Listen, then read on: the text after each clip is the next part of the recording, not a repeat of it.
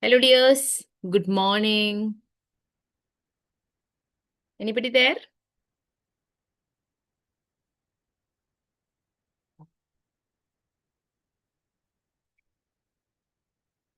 Let me just ask the IT team. Will I be able to see the chats of students? Kindly reply in the chat. Okay.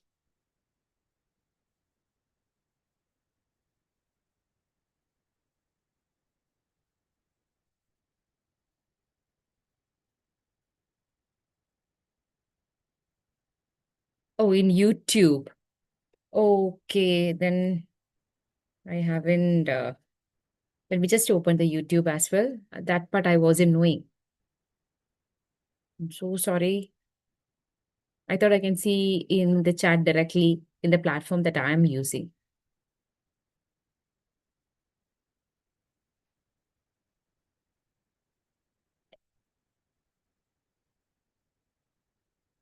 Sorry, guys. Just 1 minute. I won't take even 1 minute. I just need to open my YouTube.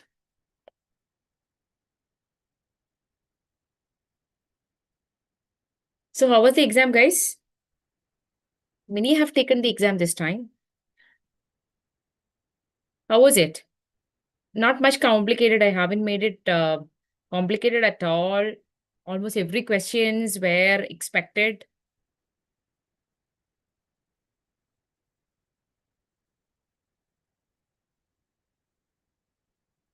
Team, can you please send me the Google, not Google, I mean YouTube link. I don't have YouTube link with me.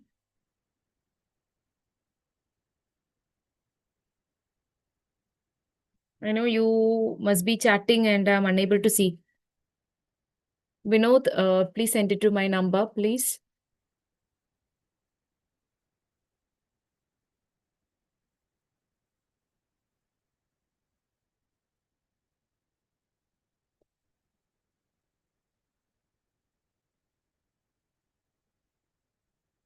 Yeah, there we go.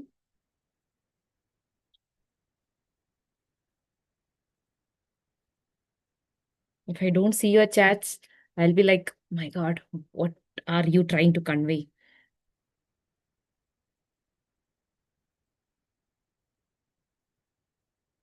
How? Many, many, many. Okay, okay, okay, okay. Hey guys. Hi Ajat, Said, Sri Sari, Medico, Kumar. Good morning, good morning, good morning, good morning, everyone. And sorry to keep you waiting. It's my bad that I wasn't knowing you'll be chatting through the YouTube. Okay, I'll keep it in right in front of me so I can see. Okay, so we have 1 hour, and in 1 hour, we are going to see all the questions. And before starting the session, let me give you my WhatsApp number because after every section, I keep getting a lot of queries.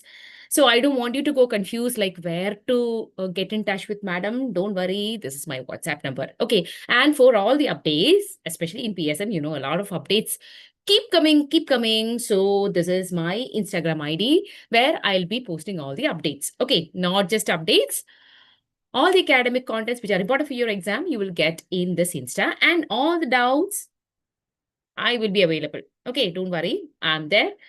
Just WhatsApp to this number. Okay, so we'll start with the first question.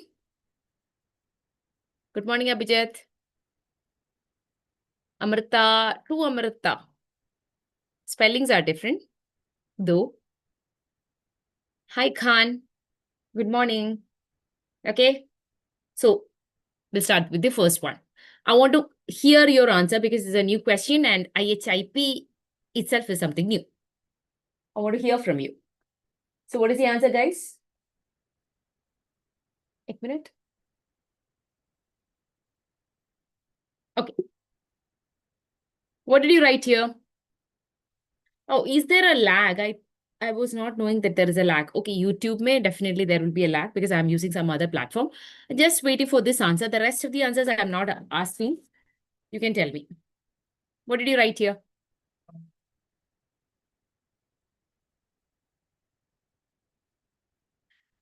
Said is asking, is it good for FMG? Of course, yeah.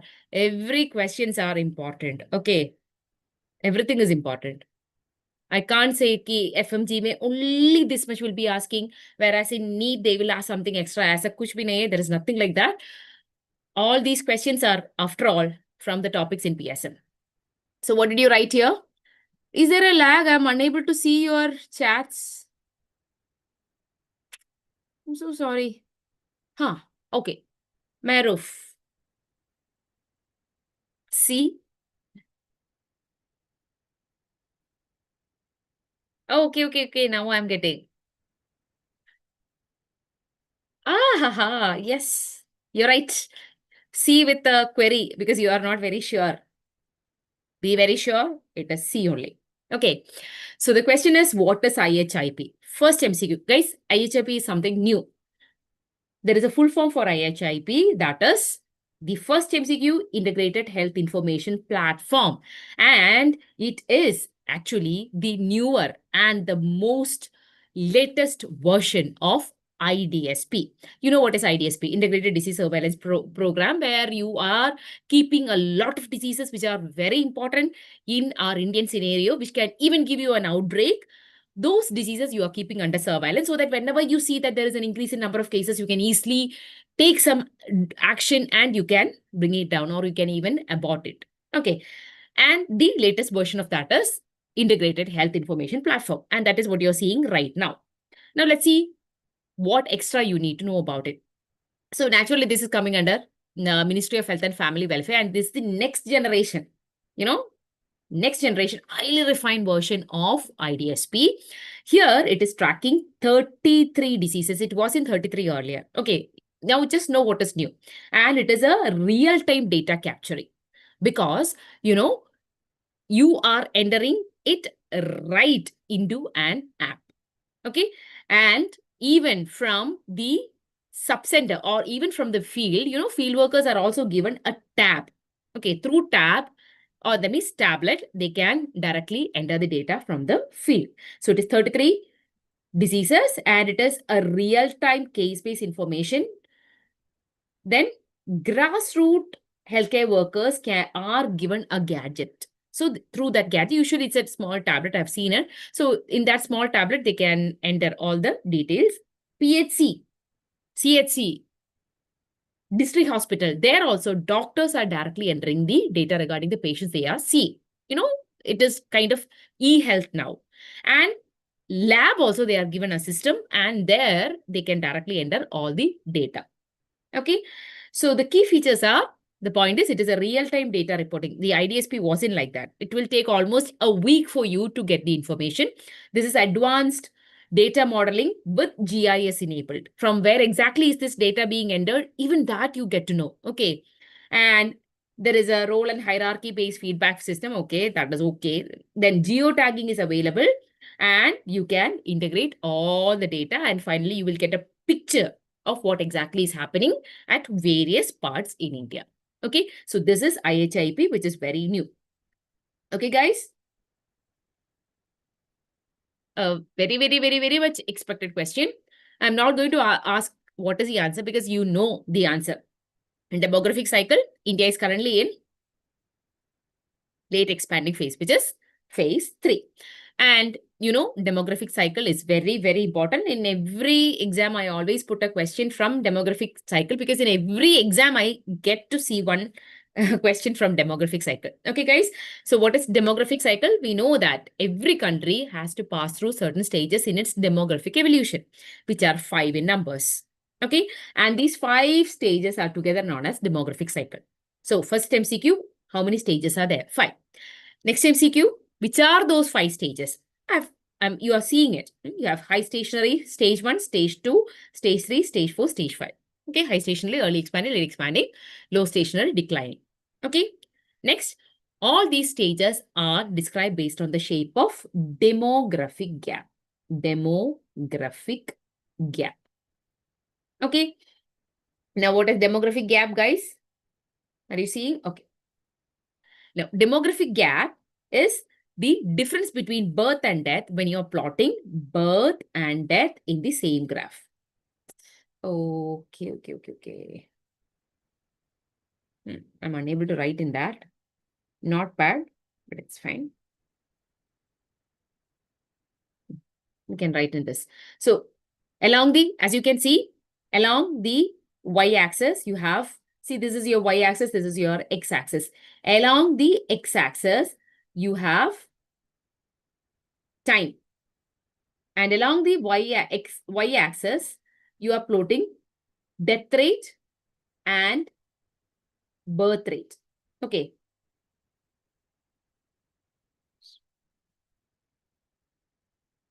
This is your birth rate, this is your death rate, and this gap is known as the demographic gap.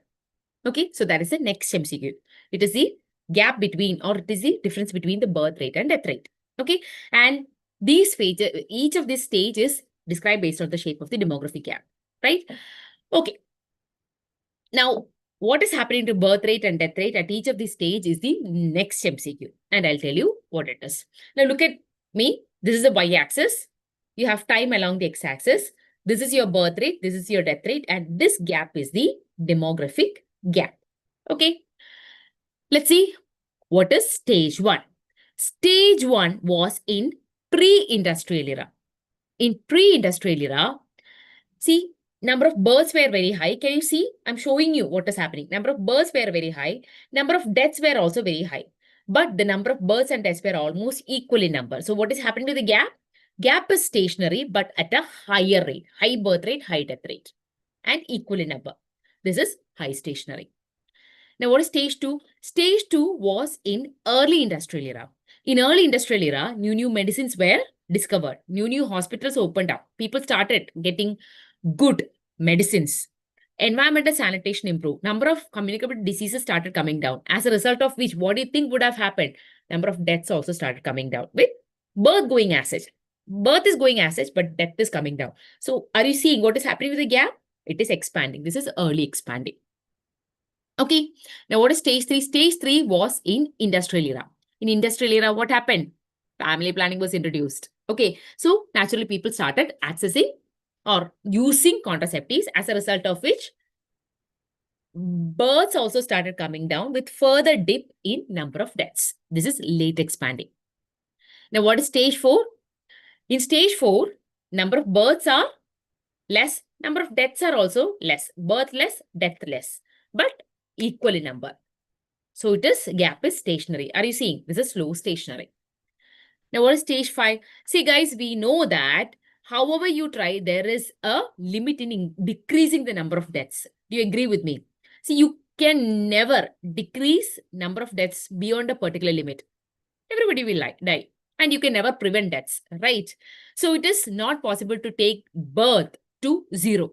Zero death, never possible.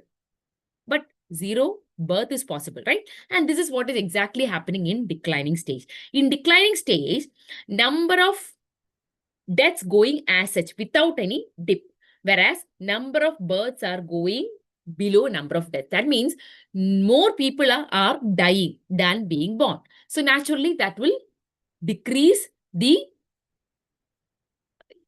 size of the population, and that is declining phase. Okay, so what is happening to birth rate and death rate is very important for your exam. And India is in stage 3. We are still in stage 3. So India is here. Later part of stage 3. Okay, sooner we will be entering stage 4. So this is what I said. Now, in demographic evolution, there is a year which is very, very important in India. That is the next MCQ. Let me include that as well. The year 1921 is very, very important because this year is the year in which we entered from, that means India entered from stage 1 to stage 2. Now, what is the importance of that? Thereafter, there was no looking back. Our growth rate was always in a positive manner. It was going just like that, always increasing from stage 2. And this year is known as year of big divide. That is the next MCQ, year of big divide. They always ask this question, year of big divide. Which among the following is the year of big divide? Mostly people write 1947, 1946. They are not asking about that divide. Okay, 1921. This is the year of big divide. Okay, moving on to the third. Very simple. Sorry guys, I wasn't checking your chat. Okay, all happy. In disaster triage, green tag indicates. Green, green, green. What is green? Death, ambulance patients, immediate care, delayed care. It is ambulant patients. That means patients who can walk. And you know what is a triage. I don't have to tell you what is a triage. Whenever there is a disaster, all the victims are classified based on their severity of injury and likelihood of survival, based on which you are dividing them into 4 categories, and each category is given a color, right? Okay, I'm seeing your answers. The problem is there is a lag. It is taking some time to see your answers popping up because I'm using a different platform. You guys are using a different platform. So there is a transit time, it seems. Okay, you're right. So let's see which are those triage colors. Very important, guys. I'm not teaching you. You know it already. 4 colors, right? Which are they? Red, yellow, green, and black. Red is the highest priority. Always highest priority goes to red. Okay, and they should be transported first. The MCQ is within 6 hours. To be very honest, let me tell you, many books are giving different numbers, but most of the books, I mean, standard reference books are agreeing with this number, which is 6 hours. Then you have the next one. So these people should be transported to hospital first. After 6 hours, that means these can wait up to 6 hours. They are injured, but they can wait up to 6 hours. That is yellow priority. Then we have the third, which is green. Now, low priority group. Now, who are the people? They are injured, but they can walk. People who can walk. That means ambulant patients. This is a frequently asked MCQ, which is ambulant. Ambulant patients. People who can walk is coming in green. And black is, don't say dead, it is near dead or near dead. You call them as moribund patients. Okay, moribund patients. So these are the MCQs from triage colors. Shall I move on to the next? Just 1 hour. A researcher uses a random digital dialing to select the participant is an example of.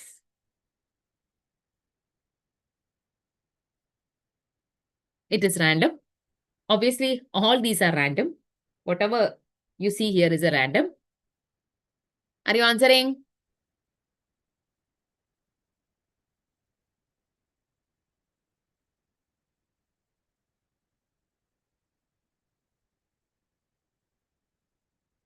Correct, Indu. Maruf. Good. It's simple random sampling. Okay, because you are randomly taking some digital numbers. Now let's see which are the various random sampling techniques. There are 5 random sampling techniques. That is what you are seeing here. That is the first MCQ. Okay, you have to identify all these are coming under random sampling technique. Simple, systematic, stratified, multi-stage, and cluster sampling. Okay, now what is simple random sampling? As the name indicates, this is the simplest method of taking sample. The example is lottery method. That means you are taking out lots. So they'll give you the example of a lot taking situation, and the question will be, this is coming under which method? This is simple random. This is also kind of lot taking. Okay, you are, getting random numbers. Then you have systematic. Nothing to mug up. As the name indicates, systematic means, there is a definite pattern. Right, systematic. So, as the name indicates, here the samples are taken from the population in a systematic pattern.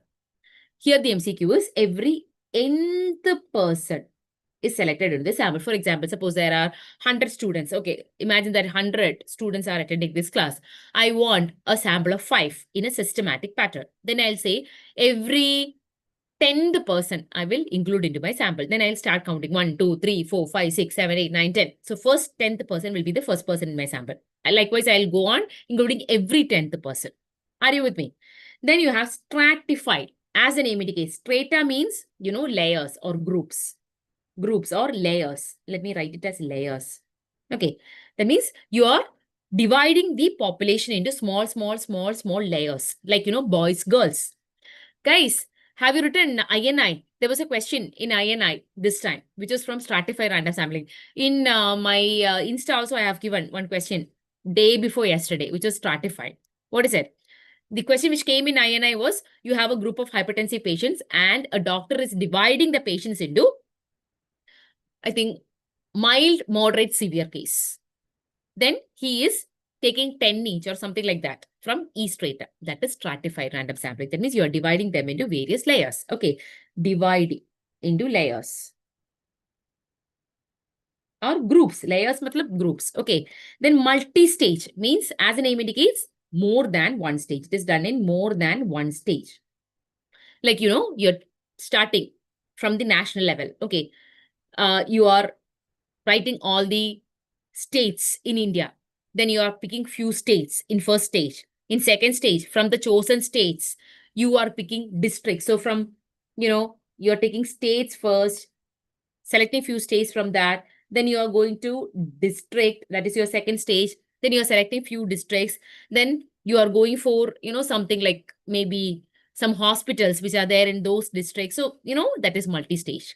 Now, cluster sampling, only one MCQ mostly, which is, this is the one that is used for immunization coverage. For immunization coverage. Okay, there you are studying one natural cluster, right? If you want to know primary immunization, we are taking infants. If you want to know under 5 immunization, you're taking under 5s. If you want to know antenatal TD, then you're taking antenatals. That means your cluster means groups, right? So you are selecting natural groups. So immunization survey is the MCQ. Okay, we are done with that. Moving on to the next. Tertiary prevention is best exemplified by. Tertiary prevention is speech therapy, guys. Speech therapy. And I want to show you this table. I very well know you're fed up of seeing this table. You should get fed up of seeing this table because each and every point given in this is an MCQ. So we have 4 levels of prevention, right? Primordial, primary, secondary, tertiary. Primordial means you are preventing the emergence of risk factor in a community where it has not yet evolved.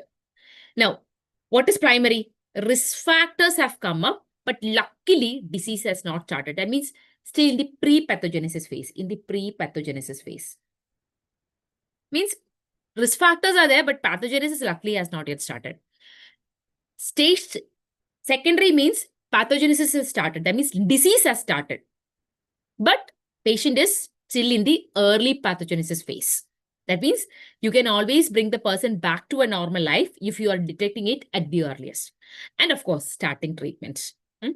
Tertiary means, as the name indicates, tertiary means already late, right? Already late. That means the patient is in the advanced stage or late pathogenesis stage. However you try, you will not be able to give a normal life to the patient. Okay, what you can do to the maximum is, you can prevent further disability and rehabilitate. And in primordial, the modes of interventions are the next MCQ, very, very important, modes of intervention. Under primordial, one intervention, that means you educate people so that they will never ever take up any risk factor. Okay, don't smoke. Okay, don't take junk. So you are educating them. Under primary, we have 2, see, first one, second one, 2, which are health promotion and specific protection. Health promotion means, you are promoting their general health by asking them to take good food, taking good water, doing regular exercise. So you are trying to prevent as many diseases as possible. Whereas specific, as the name indicates, specifically you are trying to prevent one disease alone. And the most commonly asked question from this is vaccination. Vaccination is coming under which level of prevention? Vaccination is coming under primary. Okay. Then in secondary, we have 3. I said you are trying to detect disease at the earliest, right? So early diagnosis, screening, and starting treatment are coming under secondary. Okay. So I have a question. See, they always ask screening is coming under which Level of prevention. Students usually write, almost every time they write something different. You know what? You get a feeling that screening is something that we do early. So you have a tendency to write it as primordial or primary. No, screening is done on those patients who have already started disease, right? And you're trying to detect it at the earliest. So screening is secondary only. Or please remember S and S. Here also one S, here also one S. Okay, such screening starting with S. So level of prevention also starting with S. Then tertiary, we have already seen disability limitation and rehabilitation. Now let's just go back. Vaccination. This is primary, right? Screening, secondary. Treatment, secondary. This is tertiary. Are you convinced? Okay, hope you are convinced. Moving on to the next one. Term quarantine applies to. There are two terms. One is quarantine and the other is isolation. And you should be knowing the difference between quarantine and isolation. Okay, after that, we'll come to the answer. I'm sure you might have got Mahroof, every screening there is coming under secondary. Okay, Mahroof, even if you are looking for BRCA gene, okay, BRCA gene, that means that is already there. That means the disease, there is, disease is there is what we are assuming because they have that risk factor. Okay, so your every screening, please do remember, it is there. It has to come under which one? Secondary. Okay. Yes. Restricting the mobility of healthy contacts. Let me tell you the difference between isolation and quarantine. Very, very, very important, very commonly asked. Okay. Isolation, which is a disease for which we even now isolate patients. I know you must be thinking about of COVID, but forget about COVID, guys. Even before COVID, we were isolating. Even now, we do that. For cases like measles, chickenpox, we isolate, right? And what are we actually doing? You are physically separating the diseased person, right? You are asking him to, hey, go and sit inside the room, don't come out, right? You're physically separating them. Now, what is your intention? Your intention is that this person should not give disease to another person, right? So if that is your intention, how long you have to keep them under isolation till they can give disease to another person, right? What do you call that period as? Period of communicability or period of infectivity. So these are 3 MCQs that you should know from isolation.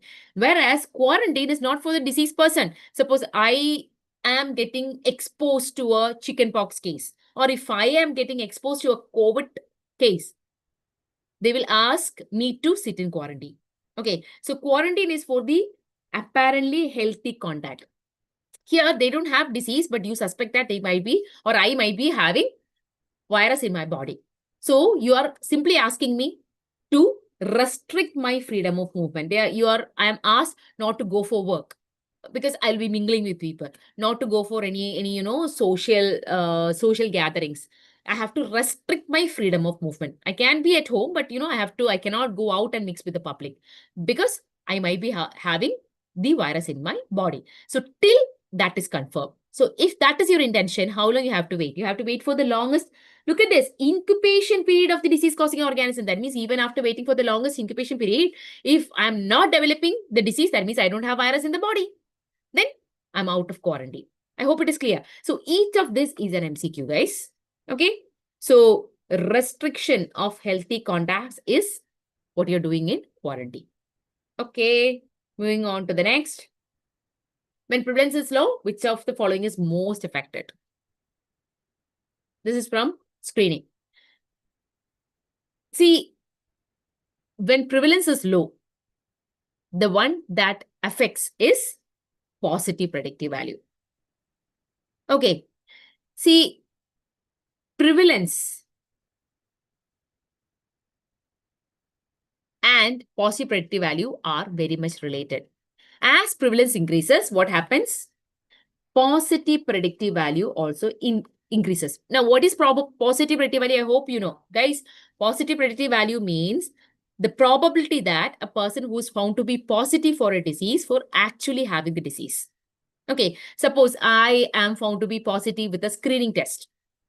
Positive predictive value will tell me what is the probability that I will be actually having the disease. Suppose the test has, I'm simply saying 90% positive predictive value. That means if I am found to be positive, I have 90% chance for actually having the disease. That means still there is a 10% chance that even though I am found to be positive, I have a 10% chance that I won't be having the disease. Are you understanding? And it is actually directly proportional to prevalence. That means positive predictive value is directly proportional to prevalence. As prevalence increases, positive predictive value increases. That is exactly why we are going for high risk screening. You might have heard about something known as high risk screening. You can screen general population, you can also screen high risk. Now, what is the importance of high risk screening? In high risk screening, naturally the prevalence of disease is more. Right? Now, if you're doing a screening in general population, and if you're doing screening, okay, let it be for, what to say? For malignancy. Okay, CA breast. You're looking for all females, and you're also looking for CA breast in females with risk factors like, family history or those who are above 40. Naturally, the chance of getting disease or the prevalence of disease will be more in high risk population, right? So if you are found to be positive in a high risk screening, your chance for actually having the disease is more. Are you with me? So here the answer is positive predictive value. Oh, Yuvraj, did you write A? It's okay. It's okay. This is how you learn. It is positive predictive value. Okay. Next question. I want to see your answers. I'm waiting for your answer. So quickly tell me, what is the answer? What did you write?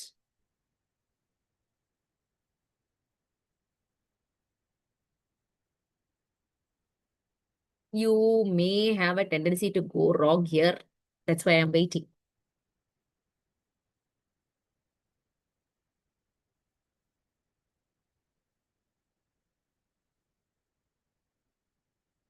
The question is relative risk between the vaccinated and unvaccinated was found to be 0.2. Correct, correct, correct. All of you are correct. Mehroof, Amrita Rajan.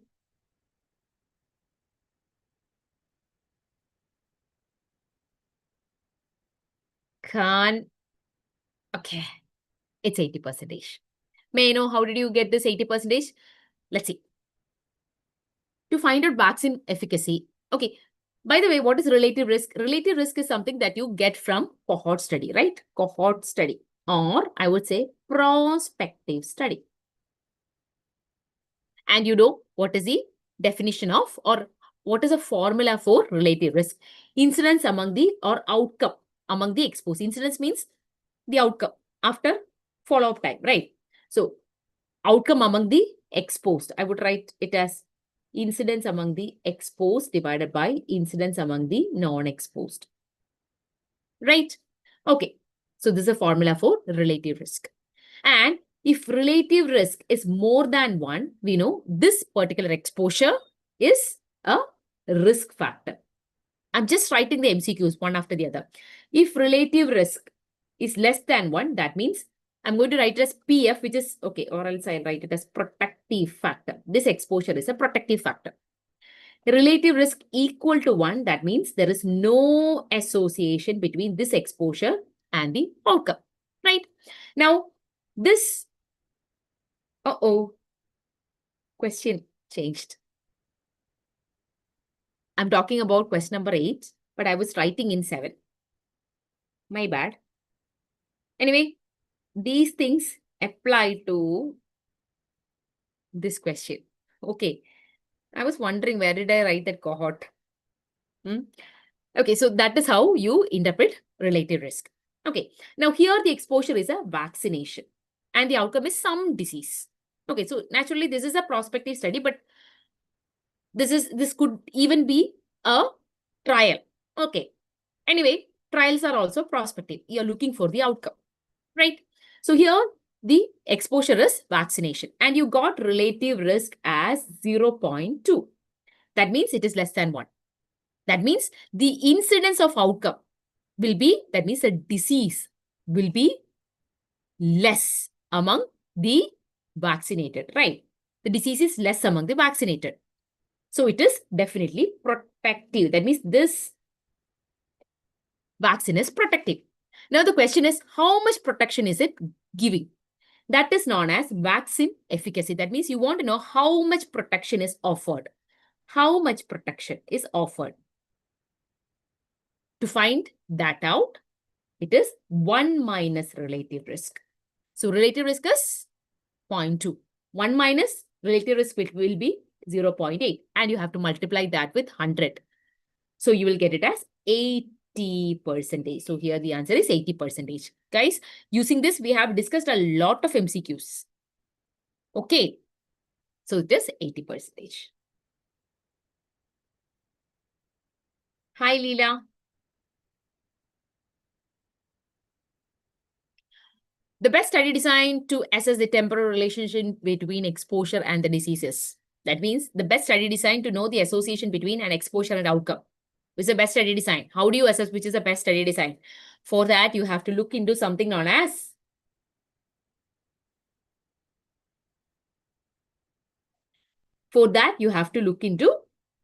study design and how they are arranged, right? This is known as first MCQ. What is this? This is known as evidence pyramid. This is known as evidence pyramid. Now, what is evidence pyramid? It is a pyramid in which various study designs are arranged. As you climb up the pyramid, that is a point. The strength or the power of evidence increases. Okay, so the power of evidence increases. Now, by looking at this, we will get the order, which is the best study design and which is not so good. Forget about all this. You will be usually asked from here onwards. Forget about these. Okay, usually they don't ask. From here onwards, you look up. We have cross-sectional. Above that means little more evidence is given by case control. Above that, you have cohort. Above that, you have RCT, that means randomized control trial, and meta-analysis at the top. And meta-analysis is giving you the maximum evidence, because of which next MCQ is meta-analysis is known as gold standard study design. Very, very important. Gold standard study design, which is meta-analysis. Okay, now let's just go back to the question. Case control is there, cross-sectional is there, cohort is there, but two types of cohort. You have prospective and retrospective. So you have to, don't ask me what is prospective, retrospective right now. Okay, we don't have time for all that. We have discussed it many times. When you compare prospective and retrospective, which one do you think is the best? It's always good to go for prospective. We know that retrospective means you're asking something which happened, past. The problem is always there will be some kind of bias. Best is prospective. So what is the answer? Prospective cohort study. See, I got both the answers here. C and B. Okay. It's B. It's B.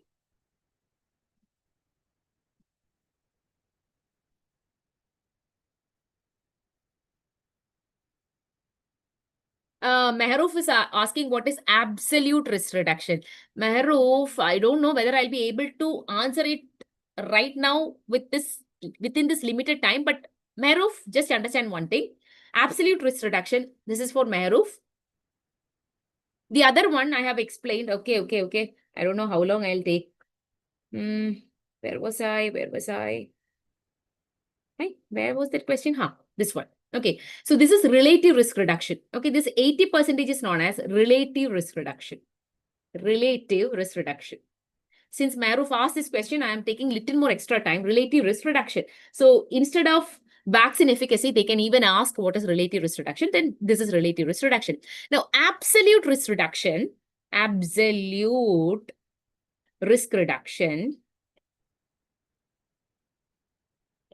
is the difference in the number between the incidence among the exposed and incidence among the non-exposed. I'm simply giving one number. Okay, suppose the incidence among the exposed, incidence among the exposed is X, and incidence of exposed, that means the number. That means number of outcomes in exposed is X, number of outcomes in non-exposed is Y. Then X minus Y will be absolute risk reduction. Mehroof, are you listening to me? Mehroof, did you get it? Okay, so the difference in the number between, that means incidence among the exposed minus incidence among the non-exposed, is absolute risk reduction. Okay, hope you're with me. Let me go to the next question. I think I could answer. Okay, for a population of 10,000, sex ratio of more than 1,000 means. First MCQ, what is sex ratio? This, of course, you will. Okay, Mehroof, no mention. Always love to give you the answer, all your doubts, but time is a limitation. What to do? Okay, so what is sex ratio? Sex ratio means, first MCQ, sex ratio means males or females coming in the numerator. Number of females, of course, per 1,000 males. Per 1,000 males. That means if you take 1,000 males, how many females are there? So sex ratio more means, guys, who is more? Definitely females are more than 50%. That means more than 50% are females. Right? Now, total 10,000. 50,000? Sorry, 50% of 10,000, 5,000. That means females are more than 5,000. So naturally, males has to be common sense. Less than 5,000. As simple as that. Ho gaya. So simple. But this question, believe me guys, same question came almost 5-6 times. So it's a mixture of, commonly asked MCQs plus new MCQs. Drug of choice for emergency contraception. Of course, you know. It is, yes, levonorgestrel only pill. Now let's see which are the emergency contraceptive methods. We know emergency contraception means it has to be done within a particular time period. And that time period is usually taken as 72 hours. That means you have to give these drugs within 72 hours. You know that. And under emergency contraceptives, there are few names that you have to remember. Remember, these 5 names are coming under emergency contraception because you will get a question like, which among the following is not a method of emergency contraception? So you should know which are the emergency contraceptive methods. So these 5 are coming under emergency contraception, of which for your exam, only 1, 2, and 5 are important because 3 and 4 we are using for so many other purposes. Usually we don't use 3 and 4. Usually I'm saying. Whereas 1, 2, and 5 we use. Now, what is Uspan-Lance method? You have learned that in your OBG. It is OCP, right?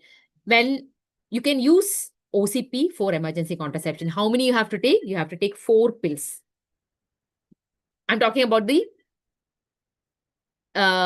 latest one because, now the OCP has got 35 microgram. Okay. So it has only less concentration of ethinyl estradiol. So you have to take 4 pills followed by another 4 pills after 12 hours. And the whole regimen should be completed within 72 hours. Now, what is mini pill? Mini pill is progesterone only pill. Now, what is that progesterone that you use? Levonorgestrel, LNG. Latest is 1.5 milligram. Always students ask me this question, madam. Someone else said it is 0.75. It was 0.75. I'm not saying 0.75 is wrong. It was 0.75 earlier. Now it is 1 tablet. When it was 0.75, 2 tablets were there. Now it is only 1 tablet of 1.5 milligram. Okay. And this is the latest one that is available in our national program. Can you see 1 tablet of levonorgestrel and the name is Easy Pill, levonorgestrel. Okay. And all these should be taken within 72 hours, right? What about IUD? There is an added advantage for IUD. What is it? It can be used up to IUD. That means intrauterine device can be used up to 5 days for emergency contraception. Okay. So tell me which is the emergency contraceptive of choice. Whenever I ask this question, if you have attended my classes before, you will be knowing it is levonorgestrel pill, but usually students say IUD. I don't know why. It is not IUD, but the emergency contraceptive of choice is mini pill, which is levonorgestrel 1.5. Because, all others are used for so many other purposes, right? They're not, outright emergency contraceptives. Whereas mini pill is the one that is produced or manufactured by government for emergency contraception. We don't use it for anything else, but for emergency contraception. Okay. So these MCQs you have to remember. And I have seen question 2 years back, some, young couple, eligible couple after unprotected sex has come to your OP on 4th day, which is the emergency contraceptive of choice. There, don't go for mini pill. 4th day, matlab, you have to give IUD. Okay. Eggshell calcification of lung is seen in. I'll show you eggshell calcification. See, I hope you can make out eggshell calcification because this is an image-based question as well. It's an image-based question. So I'm showing you. This is how it looks. Can you see eggshell calcification? These are perihilar consolidations that you see. And this eggshell is nothing but it is the peripheral calcification of thoracic lymph node. Okay. Now, in which all conditions you see eggshell calcification? This is a kind of pneumoconiosis, which is silicosis that you see. Now, I have a question. Guys, in which all condition you see eggshell calcification? Only in silicosis?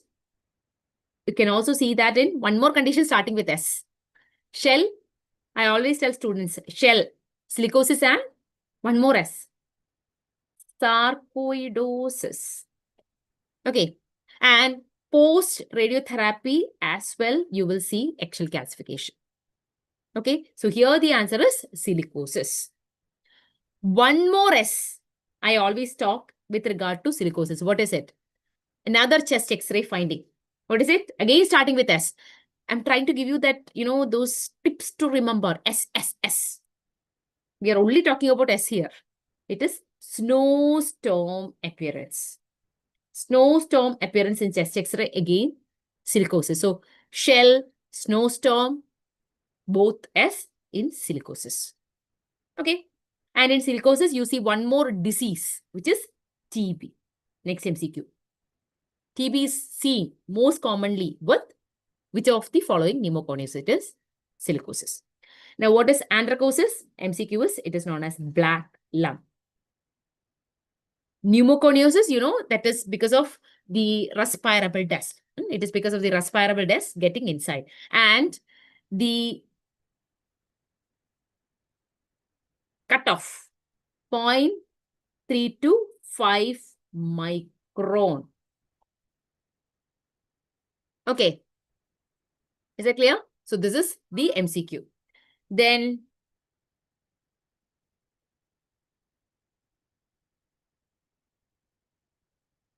you have asbestosis.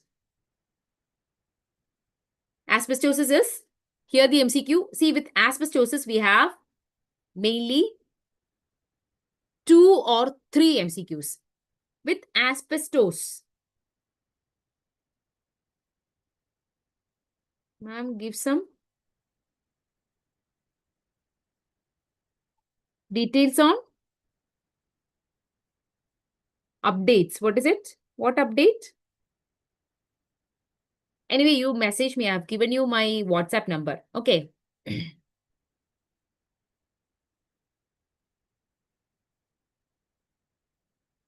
Oh, sorry. This one. What did I write? Wait.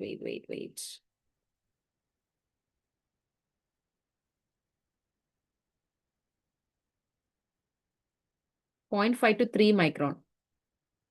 I wrote the opposite. Okay. 0.5 to 3 micron. And now from asbestosis, there are mainly 3 MCQs. So asbestosis starting with A.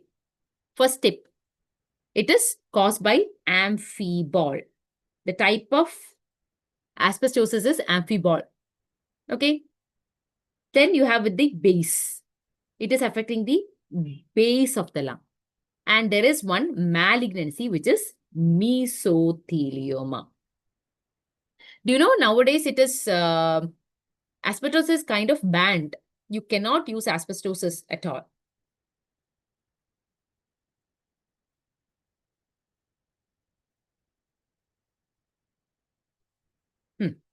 Blood transfusion empty bag. Which color code for discarding? Of course, we know all the color codes. Yellow, red, white, blue. Right? In yellow, we are putting non-recyclable contaminated waste. Right? Non-recyclable contaminated waste. And which are those non-recyclable contaminated waste? Anatomical waste, soil waste, drugs, chemical waste, blood bag, all these you are putting in yellow. And what do you do with that? You don't want to use it, right? Dirty things. Yellow, yellow, dirty fellow, right? So all dirty things which you don't want to use at all or touch, you put in yellow. And what do you do with that? You simply burn it. Burning means incineration is what you do. In red, naturally, recyclable, starting with R, which is recyclable. Recyclable means repeatedly you can use. Okay, so repeat, short form is RPT. So guys, remember RPT is the next tip which will help you to remember the things or the items that you put.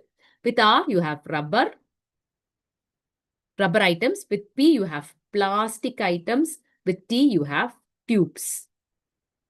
See, tubes, bottles, IV bottle. Okay. Then syringes, again made of plastic, catheters, Foley's catheters, glove they always ask. Glove is put in which one? Red, red, red. I don't know why. Even now students write yellow. It is red. It is rubber. Urine bags. These are the ones that you put in red. Now guys, 2 bags, 2 different colors. Blood bag, urine bag. There shouldn't be any confusion. They are not going with the same color. Now how to remember? You know the tip. I've told this almost 100 times. Think about the color of urine and blood. Blood, red. Urine, yellow. But they go to opposite colored bags. Okay. Yellow will go to red. Red will go to yellow. Okay. Next is white. White means not exactly white, translucent.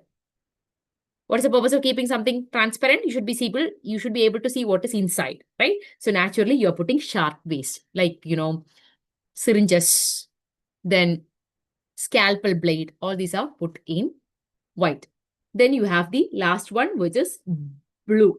In blue, you are putting broken glasses and metallic pieces. So here the MCQs are, where do you put ampule? Broken ampule. Where do you put pacemaker? Have you seen pacemaker? It is a metallic implant. Another dental implant. One screw from dental was one of the pictures. And where will you put it? Blue. Even implants from ortho, everything will go to blue. What is the answer here? It is yellow, blood. Yellow, opposite color. Economic benefits of any program are measured as per the unit cost outcome in. See, this is from planning. This is from planning. And what is the purpose of planning? With minimum resource, maximum. That is the purpose of planning, right? With minimum resource, you should be able to get maximum outcome. So how do you know whether your planning was success or not? Very simple. You put all your inputs on one side, all your outputs on the other side. If output side is weighing more, that means your input is more than the output, right? So this balancing technique you can do using 2 methods. One is cost-benefit analysis and cost-effective analysis. Okay, you have cost-benefit analysis and cost-effective analysis. In both, What is common? C. Cost is common. That means input will be always in terms of money. Cost or money. So the difference is coming in. So this is input side. I'm just going to put it as input. Input is money. The difference is in the output. If output is also in terms of money, it is cost benefit. Okay. If output also money, cost or money, it is cost benefit analysis. If output is in terms of number of results achieved, like, number of hospitalizations prevented, number of diseases prevented, number of deaths prevented, then it is cost-effective analysis. Okay. So if output is in terms of number of results achieved, that means per unit cost. What is the result achieved per outcome per unit cost? Okay. So guys, nothing to mug up. Benefit means the first thing that comes to your mind is, if I am saying, what is the benefit if you do that? The first thing that normally comes to your mind is money. Hannah. So money, that is a benefit. How do you assess the effectiveness of a vaccine? I'm asking, what is the effectiveness of that vaccine? That means I'm trying to ask you how many diseases could be prevented, right? So number of results achieved. Is it clear? And one more MCQ from cost-effective analysis is, it is measured using two things. One is QALY. What is QALY? Quality adjusted life years. Next is ICER. Don't ask me ICER right now. It is incremental cost effectiveness ratio. Incremental cost effectiveness ratio. So it is measured using these two things. And this ICER was very recently asked INI question. Okay. This will be available for you to refer later. Everything I have written. Moving further, amount of residual chlorine required in swimming pool. Amount of residual chlorine is an MCQ. When you are adding bleaching powder, the final end product that you need is, why are you adding bleaching powder? It is for disinfection, right? And the disinfection should stay for a long time, right? And how do you assess whether it will stay for a long time? By looking at the residual chlorine. That means little more chlorine will be there. Residual means for a long time, right? That means even after one time application, it will stay for a long time. And there are mainly 3 MCQs from residual chlorine. That means residual chlorine level at 3 different situations are your exam question. One is swimming pool. Next is normal water, potable water, drinking water. Then in post-disaster, that means after disaster, we know that the chance of contamination is more. So there you have some other number. I'm going to show you that table. For drinking water, this is a number. It should be more than 0.5 parts per million or milligram per liter.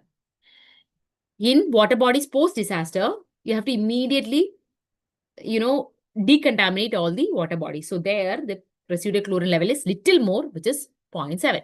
Now, what about swimming pool? We know that swimming pool is constantly under contamination, right? One person jumping for another person jumping all the time. Even if there are clear-cut guidelines regarding you have to take bath before you jump, no one do that, right? So, almost double.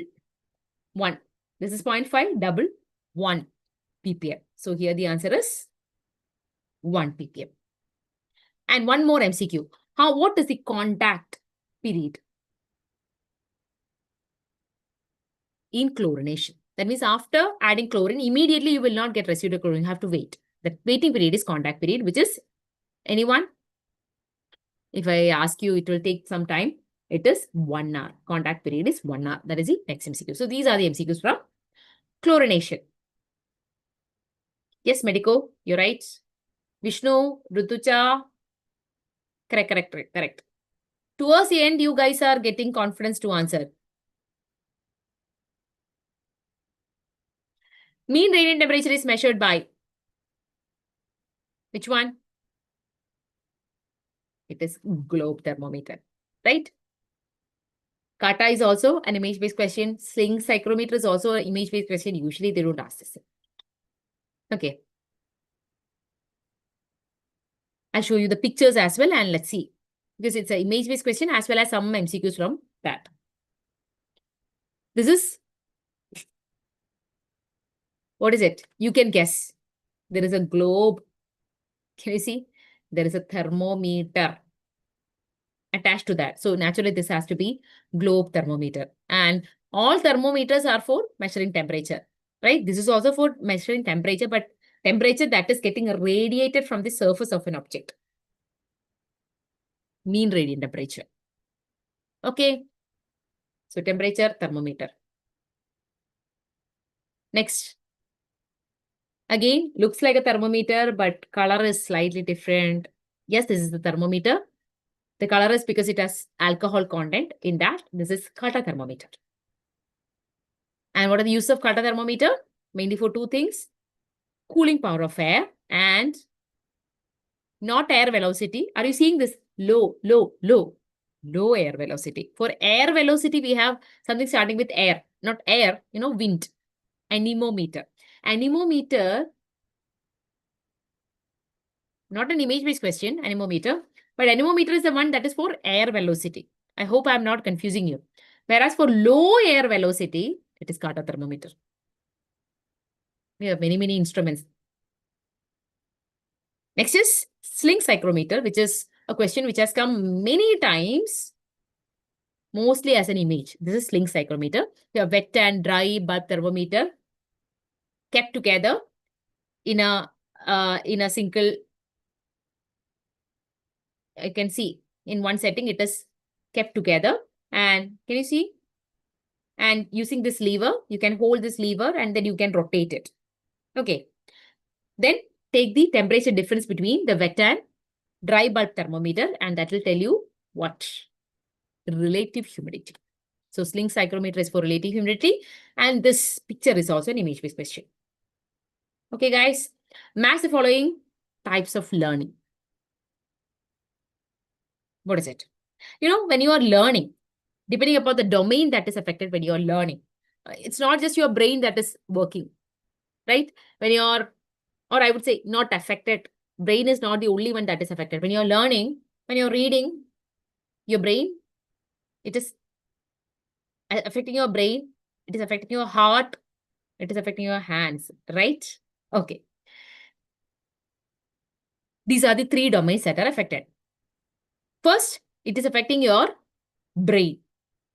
It is imparting knowledge and it is helping you to think. So thinking means, what is it? Thinking means cognitive domain because knowledge is imparted. Then it is affecting your heart, giving you the right kind of attitude, which is affective domain. Affective domain. Third, it is affecting your hands. That means it is giving you the skill, which is psychomotor domain. Okay. Okay.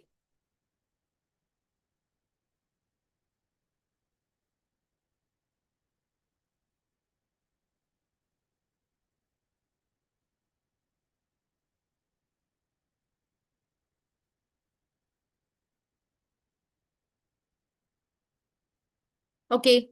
So I'll come to your doubts, guys. Let me just complete this. Okay. So cognitive, knowledge, affective, attitude, psychomotor, skill. So what is the answer here? It is B, right? Like this, like this, like this. Okay. Now, see, we are running little out of time, but it's okay. I'll be available for your doubt clearance after this. Okay. A public health researcher wants to compare the systolic blood pressure among 4 different occupational groups: doctors, nurses, teachers, and clerk. Which of the following is the most appropriate? I want to know what did you answer here? Which one? I think you might have got it correct. It is ANOVA. Piety? Did you write piety? No. Now I'll tell you a simple method to remember. Okay. You have to, there is a, yes, yes. Let's see.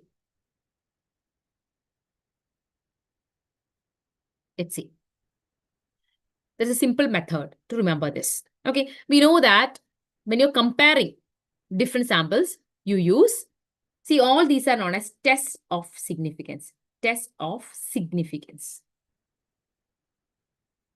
Now, choosing the test of significance depends on the outcome variable. Look at the outcome variable.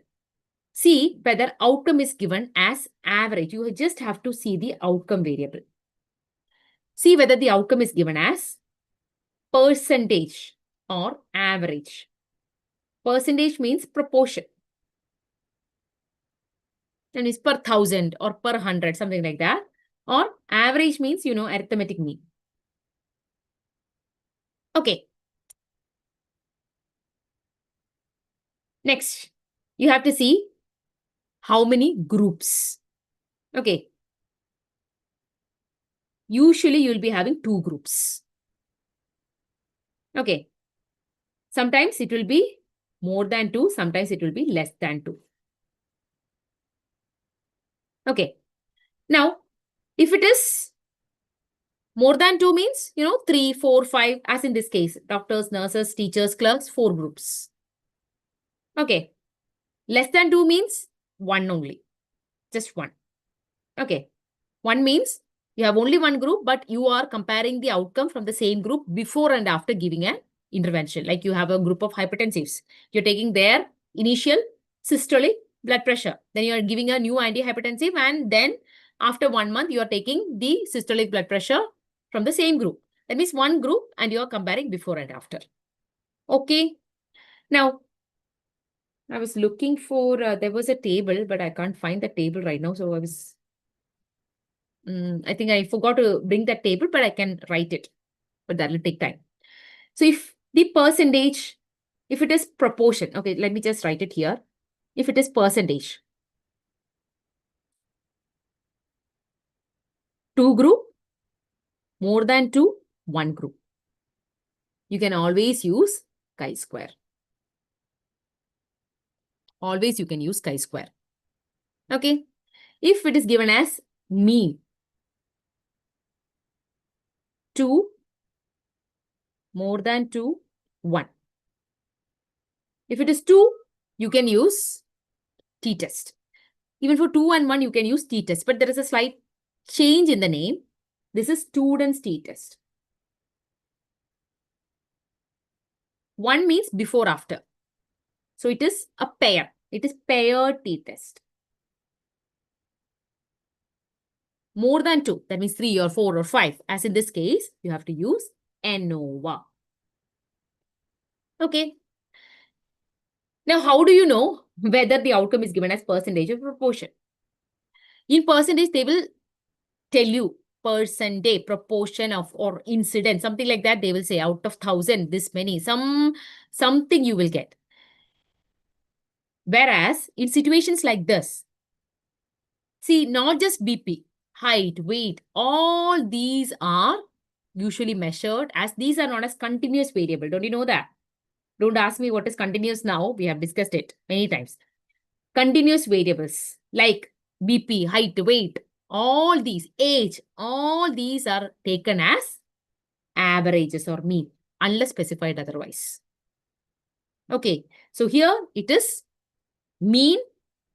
How many groups? More than 2. So it has to be ANOVA. Are you with me? Moving further.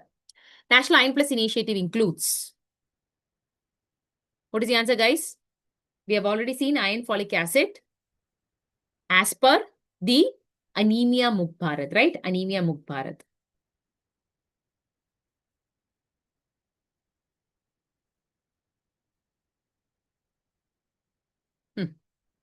Anemia Mukh Bharat. As per Anemia Mukh Bharat, we know we are giving it for 6 groups, right? For 6 groups. Each of this is an MCQ. And you can remember those 6 groups as 1, 2, and 3. That means one group which is known as adolescent, 2 children, and 3 women. That means women in the reproductive age group, women who are pregnant, women who are lactating. And I have arranged that in the order, starting from 6 months to 5 years, 5 to 9, 10 to 19, which is adolescent. That is also an MCQ. What is adolescent as per WHO? Then women in the reproductive age group, pregnant and lactating, I've put in one single. Now the iron and folic acid dose is the next MCQ. Easy to remember. Don't you remember? I hope you're not listening to my class for the first time. Remember these numbers 1, 2, 3, 4, 5, 6. Right? Now what is 1, 2? 1 is 100 microgram of folic acid and 20 milligram of elemental iron. 3, 4, I've told you. It's not exactly 3, 4, but 4, 4. Because, one number less, starting from 5. So 4, 4. That means 45 milligram of elemental iron and 400 microgram of folic acid. Thereafter, it is 5, 6 for everyone. That is 500 microgram of folic acid and 60 milligram of elemental iron. Okay, so dose part also we have learned. Just 1, 2, 3, 4, 5, 6. Now coming to the frequency. For small children, you are giving it as syrup. Guys, you are giving it as syrup. So absorption will be less. You have to give it weekly twice. For pregnant and lactating, we already know because that itself is an MCQ, and even otherwise we know, starting from second trimester, every day, daily, 180 days during pregnancy and 180 days postnatal. That itself is an MCQ. MCQ, very, very important. For all the rest, weekly once. Okay, once, weekly once. Now coming to the tablet color, we know it is red. For women, it is always red. We are giving it for women because of bleeding, menstruation, right? So remember, for that red blood that is going out, you are giving red tablet. Then for children, this is syrup. Nobody will ask for your color. Then 5 to 9, small children. So very sober color, which is pink. Okay, pink color. Children are very, very, they always look pink, right? Nanne munne. Then 10 to 19, it is blue color. It is blue. Okay. So what is the answer? Bi-weekly supplementation of iron and folic acid to 6 months to 60. Rest all, if you go through, you will understand wrong. Let me tell you, learn each and every point which is there in this table. Definitely you will get question from Anemia Mukt Bharat. Okay. And Anemia Mukt Bharat is 6 into 6 into 6 strategy, right?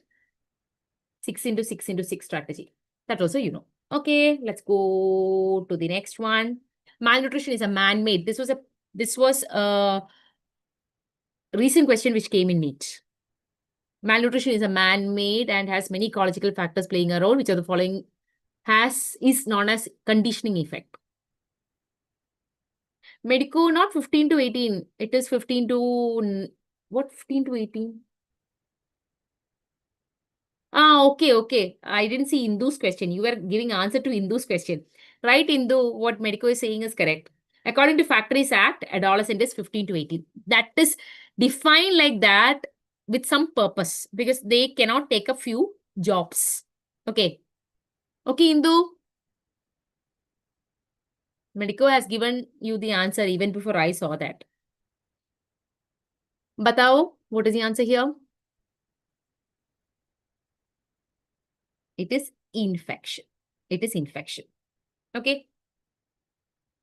Now let's see which are the ecological factors in malnutrition. Malnutrition has got some ecological factors. Do you agree with me? It's not just about what you eat. There are so many factors which decide what you eat. Okay, that means ecology. That means the environment is playing a role. Which are, one is conditioning influences. Then cultural influences. Socio-economic factors, food production, and health and other services. So I usually tell students to remember, see these ecological factors, which are the ecological factors that itself is an MCQ, and I usually tell students to remember using a simple mnemonic. I don't know whether it will work. S, C, O, O, Sorry, SCHOOL. Can you see L? What is SCHOOL? School. Okay, so there is a school of factors, ecological factors in malnutrition. Okay. And for your UG also, you might have got this question. So there also I tell my students, remember school. Okay, now let's see each one of this. This much information is not required. This is required, but I'm just telling you what is conditional cultural for completion's sake. Conditioning influences means things which condition your body for malnutrition. Now, what is it? Infection. Don't you know that infection plays a very important role in malnutrition? If you're infected, what happens is your immunity go down. Okay. And and also you become malnourished. And once you become malnourished, again your immunity go down. That means it's a vicious cycle. Are you understanding? So infections condition your body for malnutrition. So it goes on round and round and round. Then the rest, cultural factors, food habits, customs, those things, again, they have an effect in your body. The socioeconomic factors like poverty, ignorance, illiteracy, food production of a country. That is why the developing countries, especially African countries, they have a lot of malnutrition because the country is not producing sufficient food. Then health and other services like nutritional surveillance, nutritional rehabilitation, all these play a vital role. So here the answer is infection. Okay, so that finishes those 20 questions, which were very, very important. And my dears, thank you very much for your patient listening. This is my WhatsApp number. For every doubt, I will be available. Okay, you can message me, and this is my Instagram ID. If you are unable to get me through your WhatsApp, through my WhatsApp number, I'll be available in Insta. Okay, you can message me. So all the best, guys. I hope this session was useful. Hereafter, like I'm again saying, you can get in touch with me for further topics. So bye. Take care. My wishes and prayers for your NEET exam. We'll see again before your NEET exam. Okay. There are around, I think, 6 more weeks, right? 6 more weeks. Sufficient time. Okay. So keep studying, keep working. And this dates have come. So you have to work. Okay, guys. Bye. Take care. Hindu's thanking Medicure, not me. Bye, guys. May I leave? All the best. Keep in touch. Bye.